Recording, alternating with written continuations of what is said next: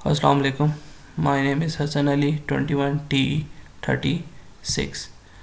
DSP की lab number 2 का task number 1 हम करेंगे।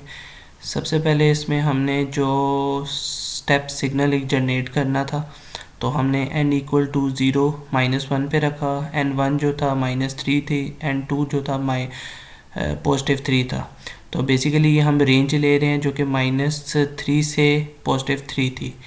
तो इस पे हमने एक स्टेप फंक्शन जनरेट करना था। चलिए चेक करते हैं कि ये इसकी रन करते हैं इससे पहले। तो ये हमारे पास एक स्टेप फंक्शन जनरेट हो गया। इसके बाद हम नेक्स्ट टास्क की तरफ जाते हैं, टास्क नंबर 2। इसमें भी हमने एक स्टेप फंक्शन ही जनरेट करना है। इस पे हमने n is equals to n0 जो था 1 पे रखा, यानी कि 1 पे हमने एक सिग्नल जनरेट करना है और इसकी रेंज हमने चेंज कर दी। n1 जो था वो -5 कर लिया, n2 जो था +5, यानी कि -5 से +5 तक हमने इसकी रेंज कर ली। उसके बाद वही फंक्शन यूज़ किया, स्टेप फंक्शन यूज़ किया। अब इसे रन करके चेक करते हैं और ये हमें 1 पे उसने एक स्टेप सिग्नल जनरेट कर दिया। इसके बाद हम नेक्स्ट टास्क की तरफ जाते हैं।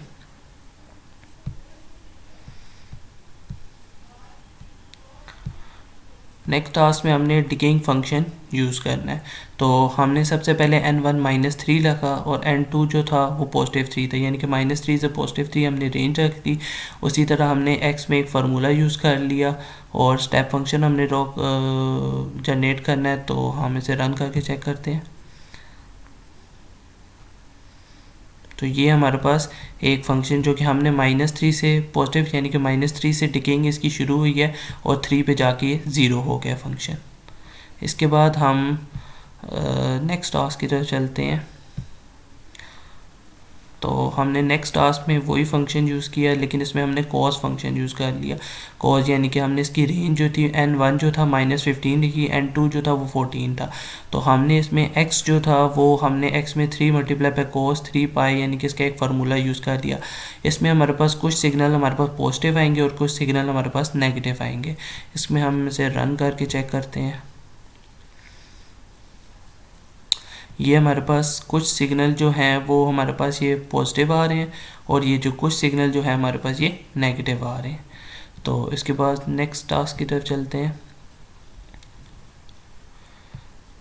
नेक्स्ट हमने एक यूनिट नेक्स्ट टास्क में हमने एक इम्पल्स सिग्नल जनरेट करना है। तो यूनिट इम्पल्स सिग्नल ये होता है कि इसमें हमारे पे जो 0 पे है वो 1 होगा, बाकी सब पॉइंट पे ये सिग्नल जो है वो 0 होगा। तो सबसे पहले हमने एक फंक्शन जनरेट किया जिसमें इम्पल्स सिग्नल का यूनिट इम्पल्स हम जो हमें सिग्नल जो चाहिए था। इसके बाद हमने इसकी नेक्स्ट पे हम इसे कॉल करेंगे। तो कॉलिंग के लिए हमने इसे इम्पल्स फंक्शन जो था यूनिट स्टेप था जिसकी रेंज हमने 10 से लेके 5 तक कर ली। स्टेप फंक्शन हमें यूनिट इम्पल्स फंक्शन चाहिए था, हमने लेबलिंग कर ली, टाइटल दे दिया। अब हम इसे कॉल करते हैं कि रन होगा या नहीं। और ये इसने हमें यूनिट इम्पल्स दे दिया जो कि 0 पे 1 और बाकी सब पॉइंट पे ये सिग्नल जो है वो 0 है। इसके बाद हम नेक्स्ट टास्क की तरफ चलते हैं।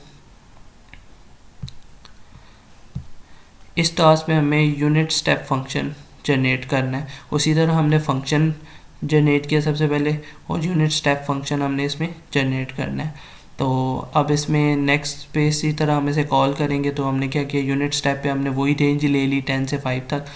तो x लेबलिंग कर ली, x की जो हमने टाइटल दे दिया यूनिट स्टेप का। अब रन करके देखते हैं यूनिट स्टेप फंक्शन आया है या नहीं। और ये हमारे पास एक यूनिट स्टेप फंक्शन आ रहा है। बेसिकली यूनिट स्टेप फंक्शन होता है जो कि माइनस में 0 से पहले होते हैं वो सारे सिग्नल 0 हो जाते हैं और 0 से ग्रेटर जो होता है उस पर सारा हमारे पास जो सिग्नल है 1 शो होता है। तो इसके बाद हम नेक्स्ट टास्क की तरफ चलते हैं। इस टास्क में हमने सबसे पहले एक ओरिजिनल सिग्नल जनरेट करना है, उसके बाद उसी सिग्नल को हमने फ्लिप्ड कर देना है। तो ओरिजिनल सिग्नल जनरेट करने के लिए हमने जो उसकी रेंज रखी n इक्वल टू -3 से +3 रख दी।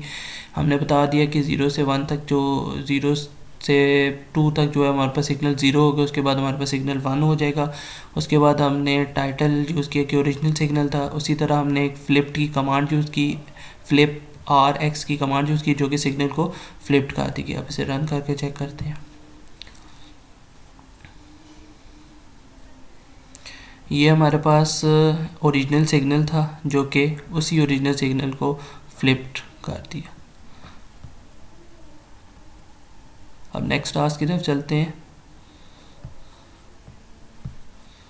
नेक्स्ट टास्क में हमने index scaling of the given function, यानी कि इस सिग्नल की हमने इंडेक्स स्केलिंग करनी है। तो सबसे पहले हमने सिग्नल लिया, उसमें रेंडमली वैल्यू जो थी वो यूज़ कर ली 3 से लेके 8 तक।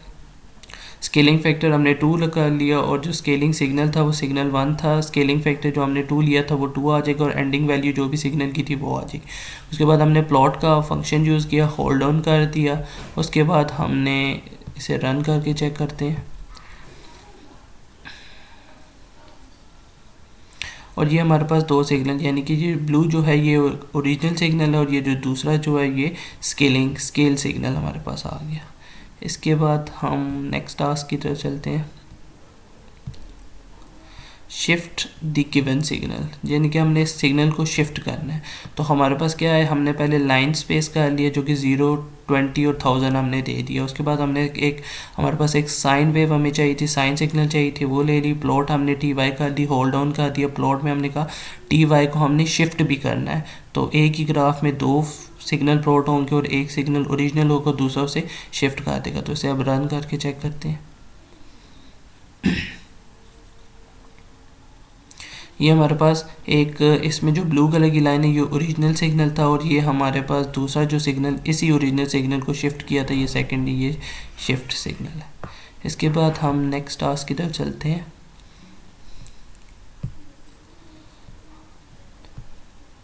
इसमें ज़ीरो ऑर्डर होल्ड। तो सबसे पहले हमने जो 2 सिग्नल इसमें करने हैं, एक तो कॉन्टीन्यूस सिग्नल आएगा, दूसरा डिस्क्रीट टाइम सिग्नल आ जाएगा ज़ीरो ऑर्डर होल्डिंग में। तो सबसे पहले हमने जो टाइम लिया कॉन्टीन्यूस सिग्नल के लिए वो लाइन स्पेसिंग जो कि 0, 1000 ली और फ्रीक्वेंसी इसमें हमने जो कॉन्टीन्यूस सिग्नल के लिए ली थी वो 10 ले ली। उसके बाद हमने फार्मूला दे दिया, हमें साइन वेव चाहिए थी तो हमने वो साइन वेव के लिए एक फार्मूला 2 पाए frequency continuous multiply by time continuous कर लिया। उसके बाद हमने टाइम डिस्क्रीट का जो दिया था वो 0.1 ले लिया, फ्रीक्वेंसी दी 1/t।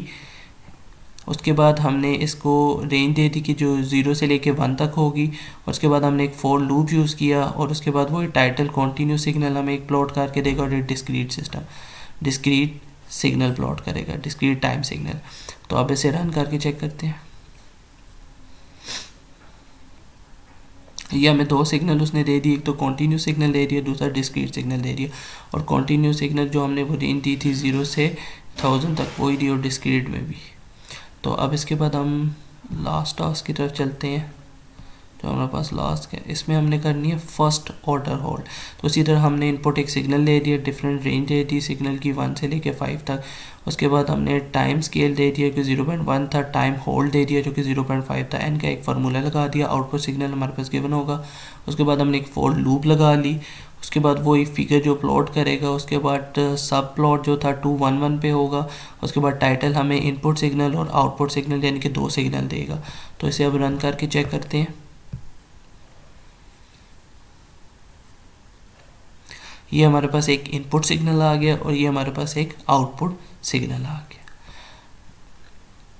ये था हमारा DSP की लैब नंबर 2। Thank you.